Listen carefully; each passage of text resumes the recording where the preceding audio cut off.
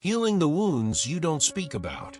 Psalm 34 verse 18, "The Lord is close to the brokenhearted and saves those who are crushed in spirit." Thus says the Lord, I am coming to heal the hidden wounds of my people. I am reaching into the places that have been sealed by silence, the chambers of the heart that have long carried unspoken grief, betrayal, and pain.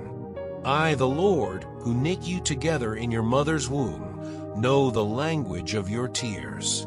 I have heard what you could not say, and I am moving even now to restore the pieces of your soul that the enemy tried to scatter. Be still, for I am near. The balm of my spirit will touch what you buried beneath smiles and strength. Today I speak wholeness over you, not the kind the world gives, but the kind that breathes new life into your spirit. For I am close to the brokenhearted, and I will save those who are crushed in spirit. Welcome to the MasterTeachers House, where we grow deeper in the Word and rise higher in faith. Today's message carries a prophetic weight, a healing wind moving through the corridors of your heart. This is not just a word to hear, it is a moment of divine visitation. Have you ever smiled while your soul was bleeding? Have you ever held conversations while your spirit screamed in silence? Sometimes the loudest cries are not heard through sound but through stillness, the quiet ache beneath the surface, the unspoken pain wrapped in composure. There are wounds that have names, and there are wounds that only heaven understands. But the Lord sent me to tell you today, He has not overlooked your pain. Let's pray. Heavenly Father, we thank you for this moment of divine intimacy. Thank you for being near to those who are hurting, even when words fail. We invite your Spirit to move freely through this message, to uncover, to comfort, to restore, and to renew. Open the hearts of every listener, Lord, to receive not just words, but healing. Let this be the moment where silence breaks and peace speaks. In Jesus' name, amen. Beloved, Psalm 34 verse 18 says, "The Lord is close to the brokenhearted and saves those who are crushed in spirit." That verse is not poetry, it is a promise. It is heaven's assurance that even when life leaves scars invisible to others, God draws closer than pain itself. When people distance themselves from your brokenness, God comes nearer to it. When shame tells you to hide, His love invites you to heal.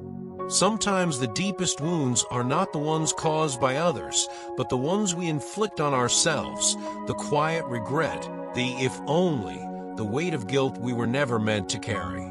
You may have learned to manage it, to mask it, to move with it, but God never designed you to live beneath it. He designed you to live free. Let me remind you of a woman in Scripture, the woman with the issue of blood, Mark 5 verses 25 to 34. For 12 years, she suffered in silence. She was considered unclean, unseen, unworthy of touch. But she pressed through the crowd for one purpose, to touch the hem of Jesus' garment. That moment was more than a physical healing. It was the restoration of her identity. The crowd saw a woman, but Jesus saw a daughter. He called her out of silence and named her healed. And the Lord says, I am calling you out of silence today. You have carried pain that you've normalized. You've grown accustomed to brokenness like it's a part of your identity, but it's not who you are. It's where you were wounded. There is a difference. God is restoring the you that pain distorted. The version of you that once laughed freely. The you that once believed boldly. The you that could love without suspicion, trust without fear, and hope without restraint. He's not just healing your memory, He's restoring your soul's melody.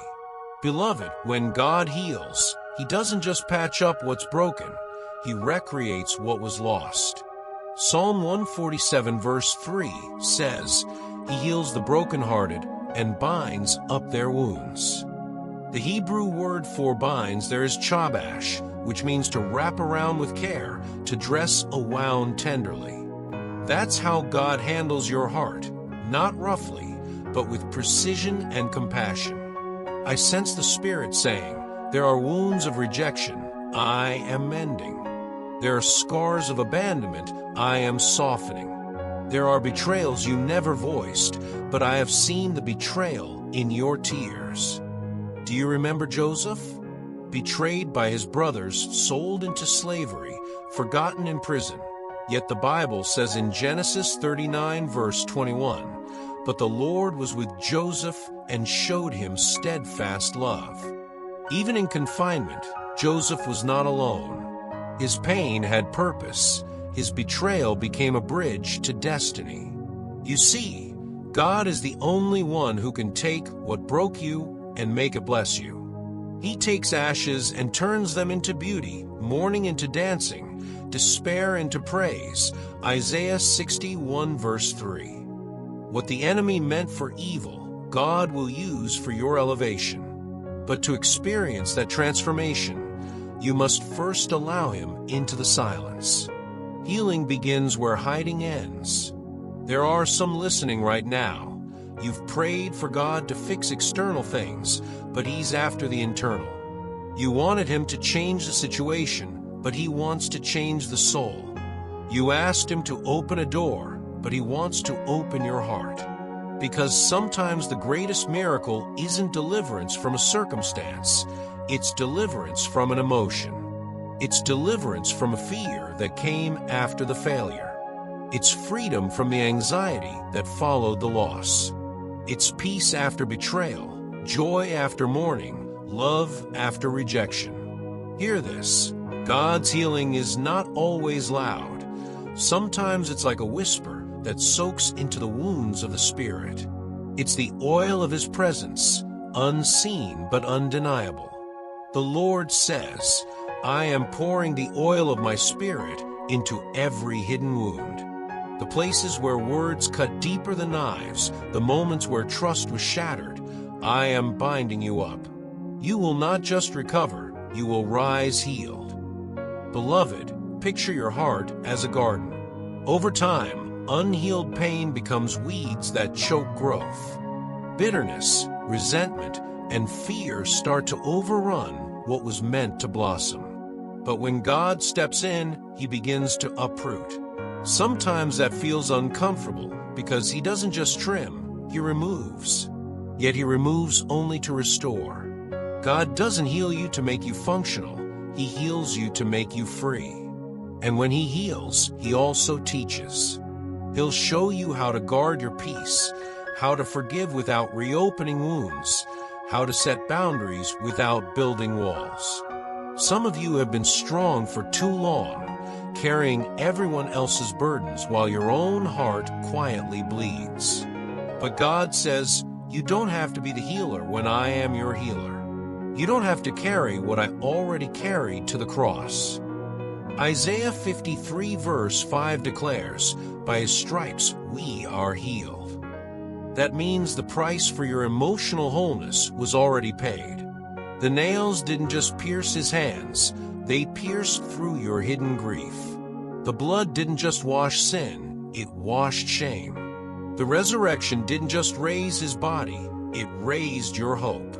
Today, the Lord is walking through the silent corridors of your heart like He walked through the tomb of Lazarus.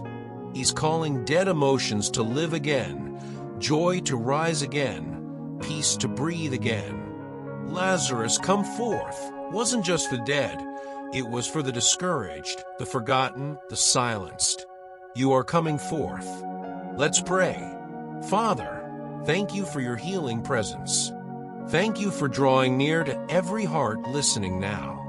I lift before You those who carry wounds too deep for words, those who've been abandoned, rejected, betrayed, or broken by disappointment. Breathe healing into their souls, Lord. Let the oil of Your Spirit flow like a river through their memories. Wash away the residue of pain and replace it with peace. We decree emotional healing now, in Jesus' name. Every root of rejection be uprooted. Every scar of betrayal be soothed. Every memory of loss be touched by divine comfort. Every voice of shame be silenced by the voice of truth. Every weary heart receive the breath of renewal. Father, pour your Spirit into every hidden place. Teach us to trust you again. Teach us to love without fear. Teach us to rest in the assurance that you are near. And now, beloved listener, if you have not yet received Jesus Christ as your Lord and Savior, this is your moment. Healing begins with relationship, not religion. He stands at the door of your heart and knocks. Pray this with me. Lord Jesus, I believe you are the Son of God. I believe you died for my sins and rose again for my salvation. Today, I open my heart to you. Come into my life. Heal me, cleanse me, and make me new. From this day forward, I declare you as my Lord and my Savior. In Jesus' name, amen. If you prayed that prayer, welcome to the family of God. I encourage you to find a church that teaches Jesus Christ as Lord, grow in the Word, and surround yourself with believers who nurture your faith. Beloved, healing is not a moment, it's a journey. But today, heaven has marked your journey with restoration. Reflect on this. What wounds have you silenced that God is inviting you to speak to Him about today? What would happen if you truly believed He could heal even that? I want to hear from you. Share in the comments how God is touching your heart through this message. And remember, someone you know may be smiling through silent pain. Share this message and let healing flow beyond you. Until next time, stay anchored in faith, bathed in grace, and wrapped in the love of the one who heals unseen wounds.